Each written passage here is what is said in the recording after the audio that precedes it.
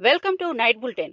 ఇక వార్త వివరాల్లోకి వెళ్తే అధికారాన్ని కోల్పోయిన తర్వాత తెలంగాణ రాజకీయాల్లో కేటీఆర్ హరీష్ రావు ప్రవర్తనపై విమర్శలు వెల్లువెత్తుతున్నాయి. భువనగిరి పార్లమెంట్ సభ్యుడు చామల కిరణ్ కుమార్ రెడ్డి వారిపై నేరుగా సంచలన ఆరోపణలు చేశారు. ఎల్ఎండి ప్రాజెక్టు మద్యం టెండర్ల అంశాలపై తప్పుడు ప్రచారం చేస్తూ ప్రజల్లో అపోహలు సృష్టిస్తున్నారని ఎద్దేవా చేశారు.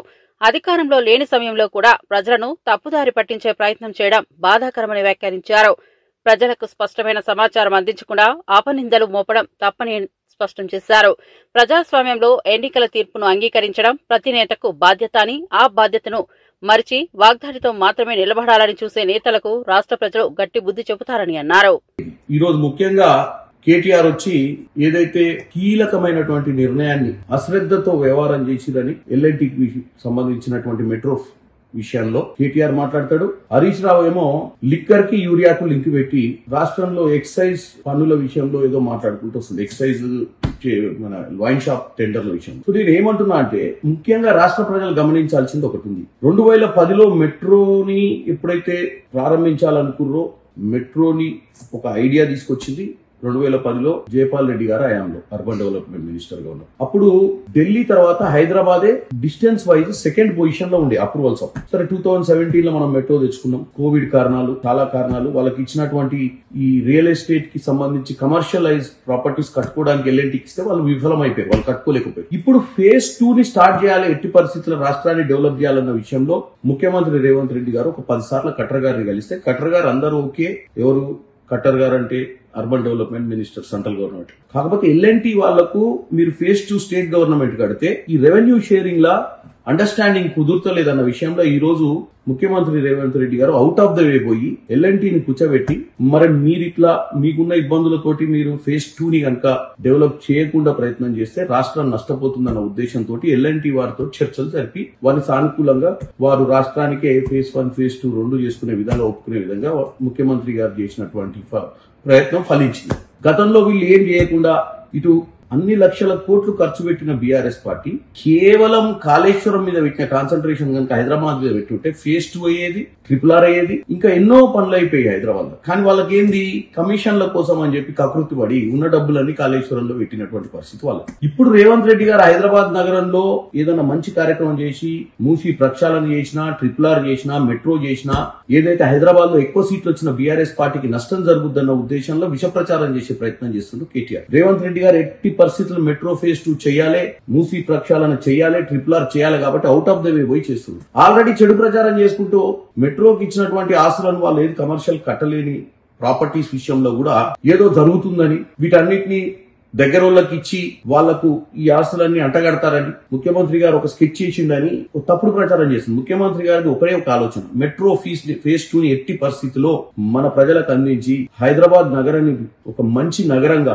ప్రపంచంలో ఖ్యాతి గడించే నగరంగా తయారు చేయాలన్న ఉద్దేశంతో బీసీల రిజర్వేషన్ల అంశం మరోసారి రాజకీయ వర్గాల్లో చర్చనీయాంశమైంది. మంత్రి పొన్నం ప్రభాకర్ మాట్లాడుతూ బలహీన వర్గాల నోటికాడి ముద్ద లాక్కోవడం ఎవరికీ తగదని హెచ్చరించారు.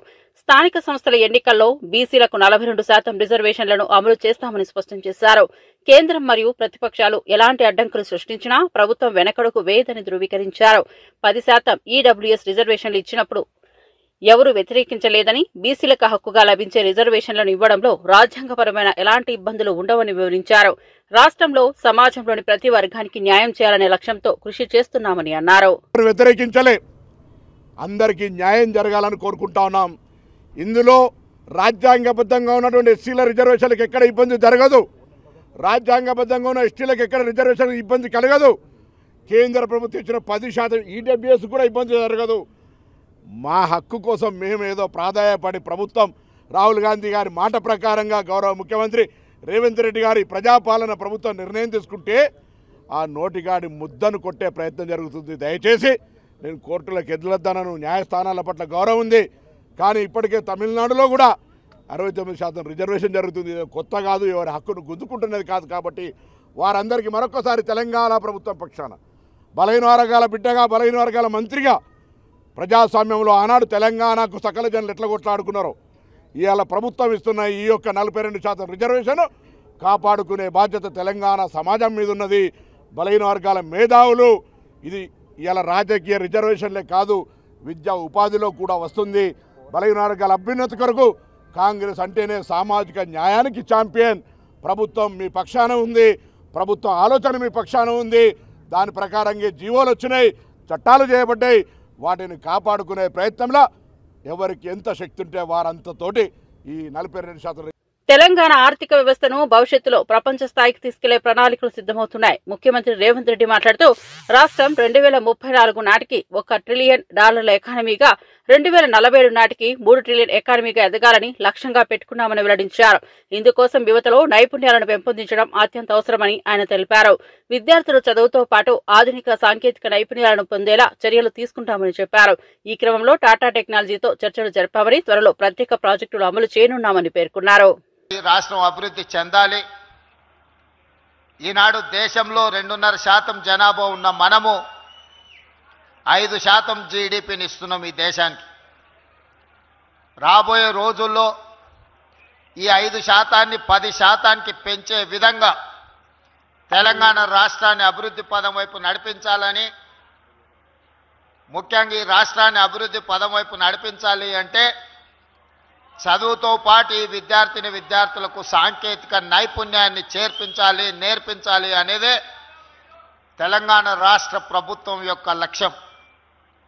దాంట్లో భాగంగానే టాటా సంస్థతో ఎంఓయూ చేసి పోయిన సంవత్సరం సరిగ్గా ఇదే సమయంలో ఇదే మల్లెపల్లిలో ఇక్కడనే 4 ఏటీసీల కోసం పునాది రాయి వేసుకోవడం జరిగింది. ఆ రోజు కొంతమంది విమర్శించారు, ఇది పునాది రాళ్లలాగానే మిగిలిపోతాయని.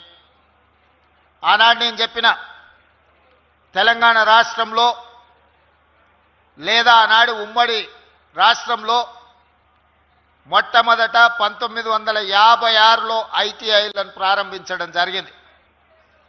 ఇండస్ట్రియల్ ట్రైనింగ్ ఇన్స్టిట్యూట్ ఉమ్మడి ఆంధ్రప్రదేశ్లో మొట్టమొదటిది 1956లో ప్రారంభించారు. ఆ తర్వాత కాలక్రమేణా తెలంగాణ రాష్ట్రంలో 65 ఐటీఐలుగా ఇవన్నీ పెరుగుతూ వచ్చినాయి. ఒకప్పుడు ఐటీఐలో చదువుకున్న వాళ్ళకు, శిక్షణ పొందిన వాళ్ళకు కొంతమేరకు ఉద్యోగాలు వచ్చేవి. కాలక్రమేణా అక్కడ నేర్పిస్తున్న సాంకేతిక నైపుణ్యానికి మూసీ నది వరదలపై ఎమ్మెల్సీ బల్మూరి వెంకట్ తీవ్ర వ్యాఖ్యలు చేశారు. గతంలో మూసీ ప్రక్షాళనకు వ్యతిరేకంగా కిషన్ రెడ్డి, బీజేపీ నేతలు ఒకరోజు నిద్రపోయారని గుర్తు చేశారు. అంబర్పేట నియోజకవర్గం ప్రజలు ఎన్నోసార్లు కిషన్ రెడ్డిని గెలిపించారు, కానీ ఇప్పుడు వరద సమస్య వచ్చినప్పుడు ఆయనే కనిపించడం లేదని అన్నారు. ప్రజలు ఇబ్బందులు పడుతున్న సమయంలో నేతలు మౌనం వహించడం బాధాకరమని మండిపడ్డారు. వరద ముప్పును తగ్గించడానికి తక్షణ చర్యలు తీసుకోవాలని ప్రభుత్వాన్ని కోరారు. ఇప్పుడు వచ్చి నిద్ర చేస్తేనే నేతలకు ప్రజలు ఎదుర్కొంటున్న కష్టాలు తెలుస్తాయని వ్యాఖ్యానించారు. హైడ్రాని తీసుకొని వచ్చి దాన్ని అక్కడ ప్రజలతోటి మాట్లాడి ఈ సమస్య రాకుండా, వర్షాకాలం వస్తే ఎక్కువ వర్షం పడితే ఇటువంటి సమస్య లేవనెత్తుతుంది కాబట్టి ఇటువంటి సమస్య రాకుండా ప్రయత్నం చేసిన సందర్భాలలో ఆ రోజు మన కేంద్ర మంత్రి కిషన్ రెడ్డి గారు ఎక్కడైతే ఇప్పుడు వరద వచ్చిందో ఈ వరద వచ్చిన ఇదే కృష్ణానగర్కి, అదేవిధంగా దుర్గా నగర్కి మధ్యలో ఉన్న లంకలో వారు ఆ రోజు వెళ్ళి పడుకోవడం జరిగింది. రామచంద్రరావు గారు మరొక దిక్కు కిషన్ రెడ్డి గారు, మరో దిక్కు ఈటల రాజేందర్ గారు పోయి ప్రాంతాల్లో పండుకొని సాక్స్లు వేసుకొని మస్కిటో కాయిల్స్ పెట్టుకొని మరి పండుకుంటే ఇబ్బంది అవుతుందని చెప్పి ఏ రకంగా ఆ రోజు వారు పండుకొని దీన్ని రాజకీయం చేసిరో మనం చూసినాం. ఈరోజు అడుగుతున్నా నేను, కిషన్ రెడ్డి గారు అనేక సందర్భాల్లో ఇదే అంబర్పేట నియోజకవర్గంకి వెళ్ళి ప్రజలు మిమ్మల్ని ఓట్లేసి గెలిపించారు. మరి ఆ రోజు నువ్వు రాజకీయం కోసము మూసీని ప్రక్షాళన చేస్తాము, మూసీని ప్రక్షాళన చేయాల్సిన అవసరం ఉందని చెప్పి ముఖ్యమంత్రి గారు మాట్లాడితే సాక్స్లు వేసుకొని పోయి పన్న నువ్వు ఇవాళ ఏడవైనావు, గాడిద పనులు తోముతున్నావు. అయ్యాలా నువ్వు ఆ రోజు పన్న స్థలంలోనే, ఆ రోజు నువ్వు నివసించిన స్థలంలోనే, ఆ రోజు ఒక్క రాత్రి నువ్వు ఉన్న స్థలంలోనే ఈరోజు వరద నీళ్ళు వచ్చినాయి. ప్రజలు అక్కడ ఉండలేని పరిస్థితిలో ఉన్నారు. ఇవాళ పోయి పండుకో, ఇవాళ పోయి భారతీయ జనతా పార్టీ నాయకులు, ఎమ్మెల్యేలు, ఎంపీలు, కేంద్ర మంత్రులు అందరూ పోయి రాత్రి ఆడ నివసించండి, తెలుస్తుంది ఆడ ప్రజలు పడుతున్న బాధలేందో తెలుస్తాయి. మెడికల్ కాలేజీల ప్రైవేటీకరణపై ఆందోళనలు ఉధృతమవుతున్నాయి. కాకినాడ కలెక్టరేట్ వద్ద వైఎస్ఆర్సీపీ లీగల్ టీం పెద్ద ఎత్తున నిరసన చేపట్టింది. ప్రభుత్వ నిర్ణయాన్ని వెంటనే వెనక్కి తీసుకోవాలని వారు డిమాండ్ చేశారు. లీగల్ టీం అధ్యక్షుడు ఆదిత్య కుమార్ మాట్లాడుతూ పీపీపీ విధానం పేద విద్యార్థుల వైద్య విద్యపై తీవ్ర ప్రభావం చూపుతుందని హెచ్చరించారు.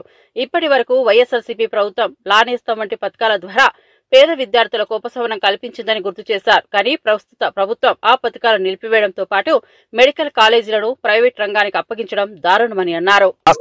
ఆల్రెడీ 5 మెడికల్ కాలేజీలు ప్రారంభించడం జరిగింది. వాటిలో ఇవాళ విద్యార్థులు చదువుతున్నారు.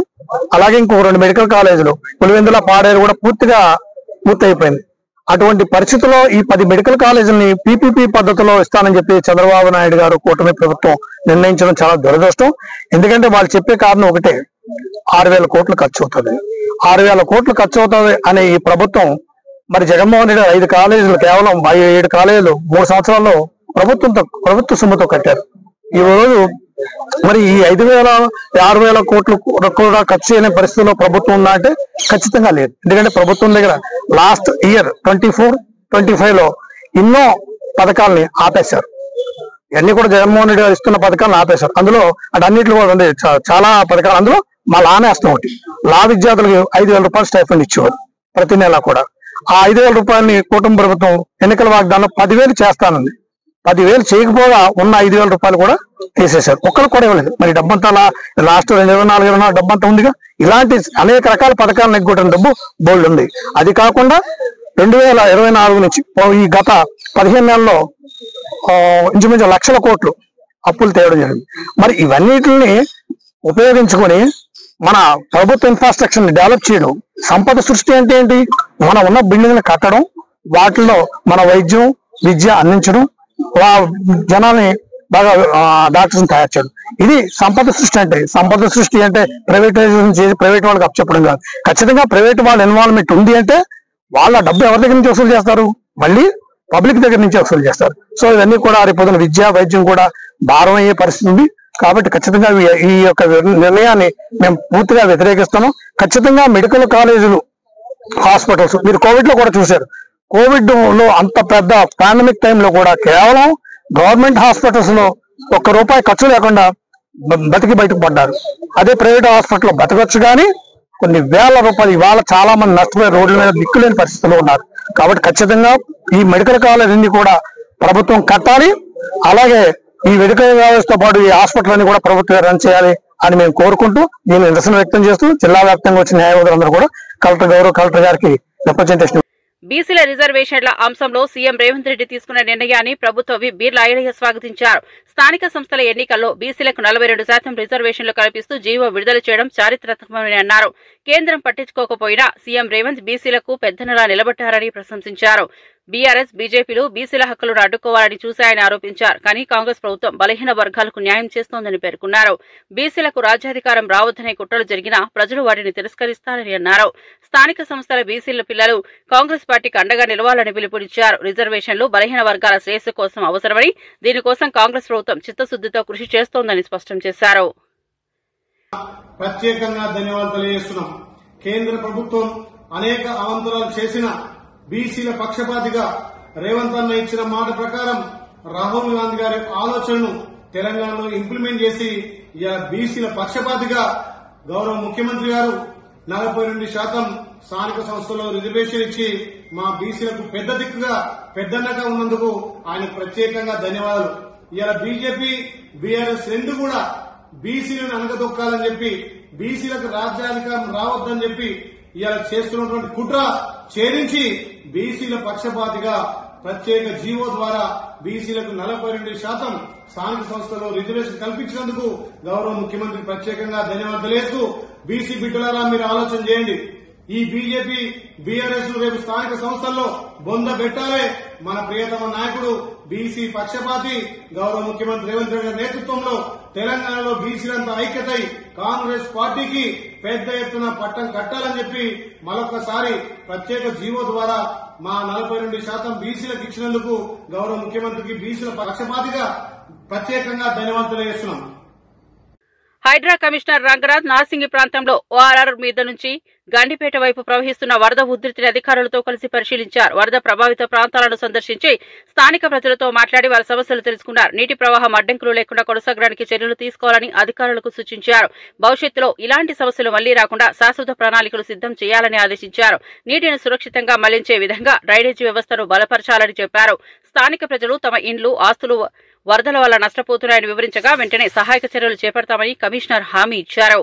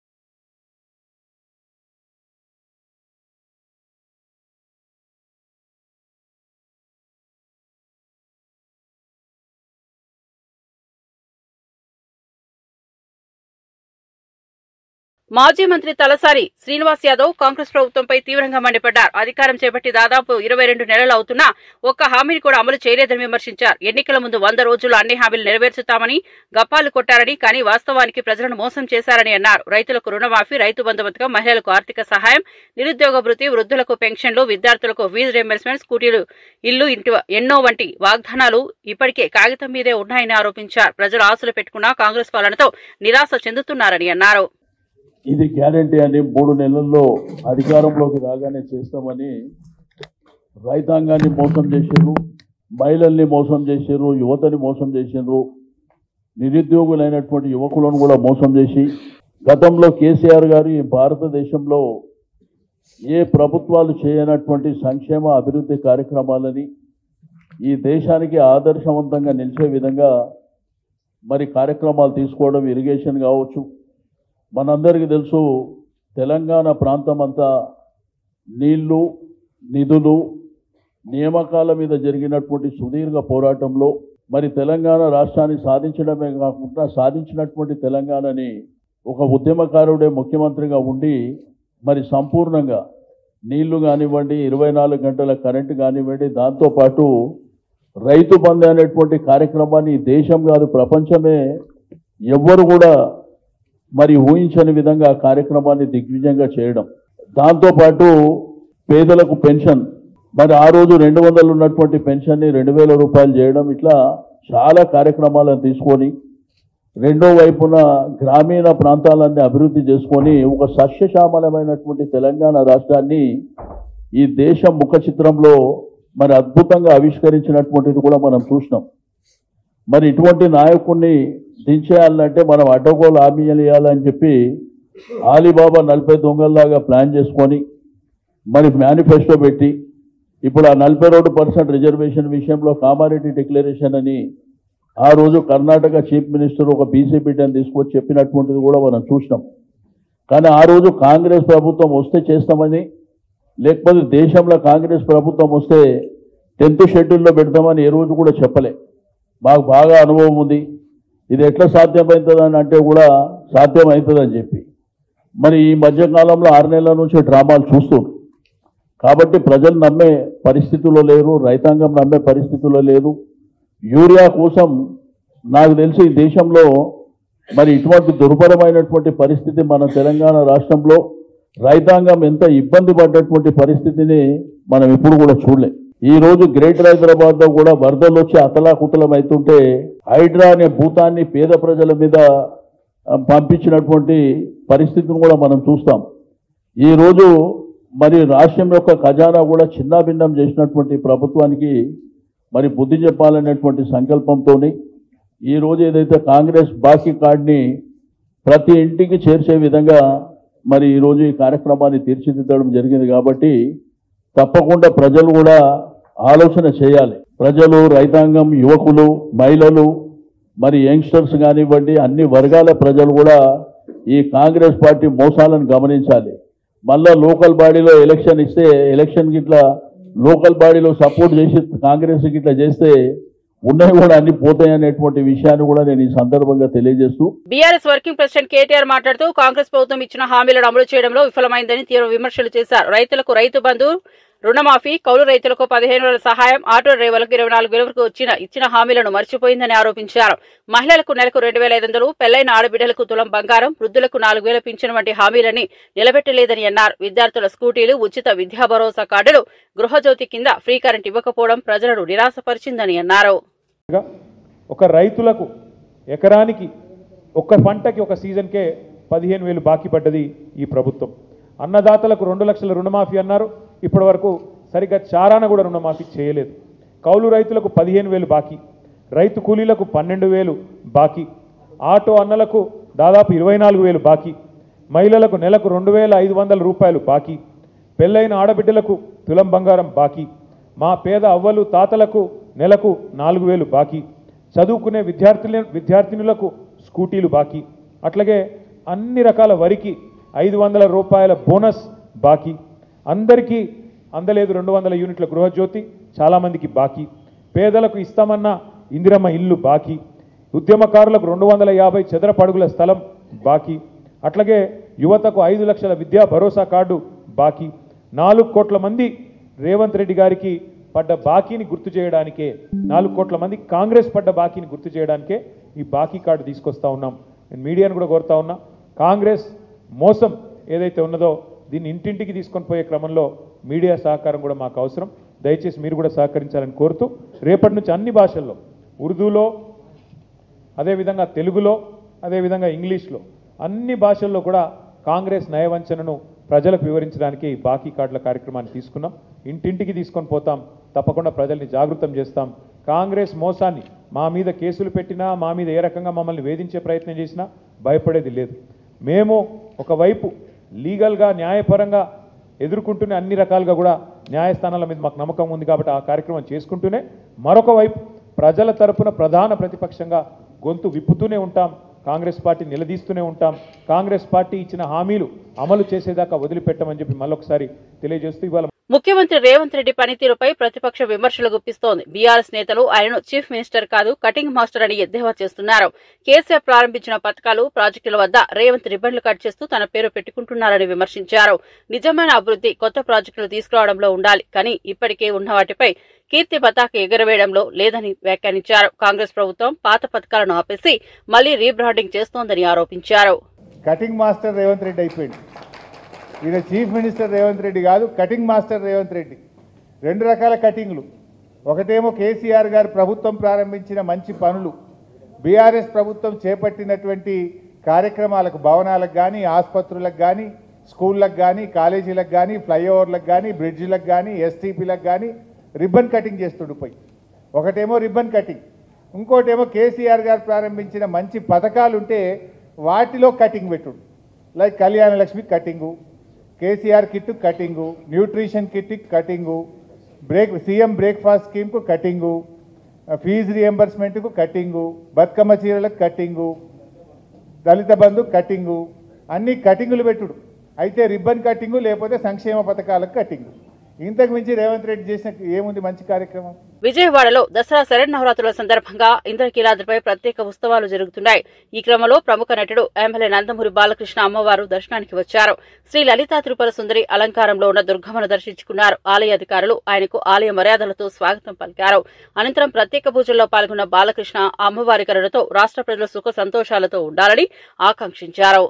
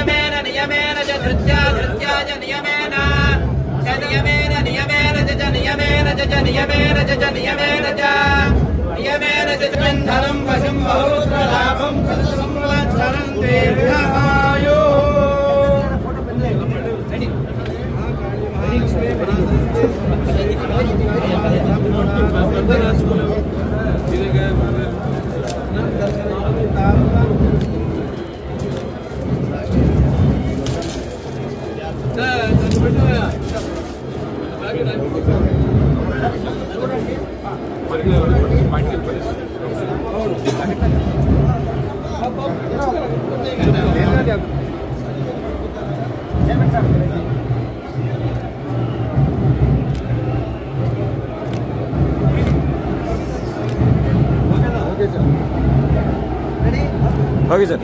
Thank you.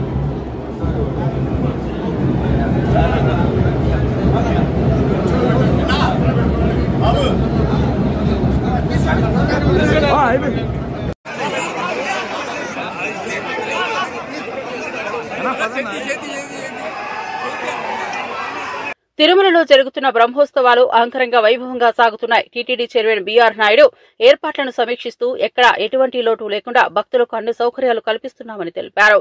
గరుడోత్సవం కోసం ఇప్పటికే ప్రత్యేక ఏర్పాట్లు ప్రారంభించామని చెప్పారు. దేశం నలుమూలల నుంచి వచ్చిన భక్తులు స్వామివారిని దర్శించుకుని ఆనందం వ్యక్తం చేస్తున్నారు. ఉత్సవాలను అందరికీ మరుపురాని అనుభవంగా మార్చేందుకు అధికారులు సమగ్ర ఏర్పాట్లు చేస్తున్నారు.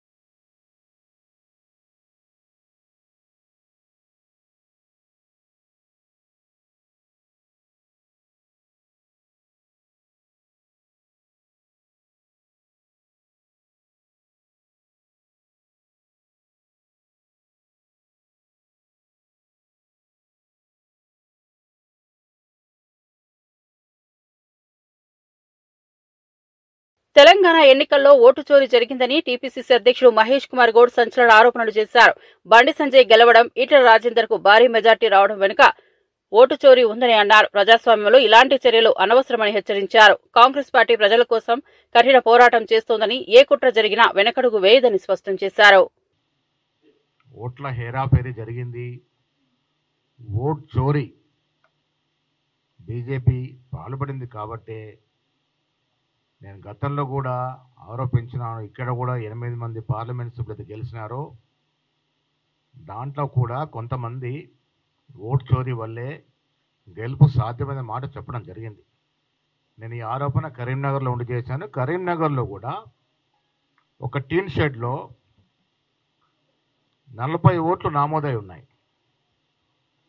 నేను ఆనాడు ఆ పేపర్స్ చూపించినాను. బండి సంజయ్ గారు దీనికి జవాబు చెప్పాలని చెప్పినాను. ఇంతవరకు స్పందన లేదు. ఇప్పుడు ఇందాక జూబ్లీహిల్స్లో ఖాళీద్ గారు ఎక్స్ప్లెయిన్ చేసినట్టు ఓటు అంశం 3 చోట్ల అది ఓటు నామోదై ఉంది. 3 డిఫరెంట్ పేర్లతో తండ్రి పేరు మార్చి తన పేరు తారుమారు చేసుకొని ఈ రకంగా ఓటు చోరీ పాల్పడినాడు. కాబట్టే ఈటెల రాజేందర్ గారు 3 లక్షల మెజారిటీ వచ్చిందంటే దీంట్లో గోల్మాల్ జరిగింది, దాంట్లో అనుమానం లేదు. ఇవి బులెటిన్ అప్డేట్స్. మరో బులెటిన్లో మళ్ళీ కలుద్దాం.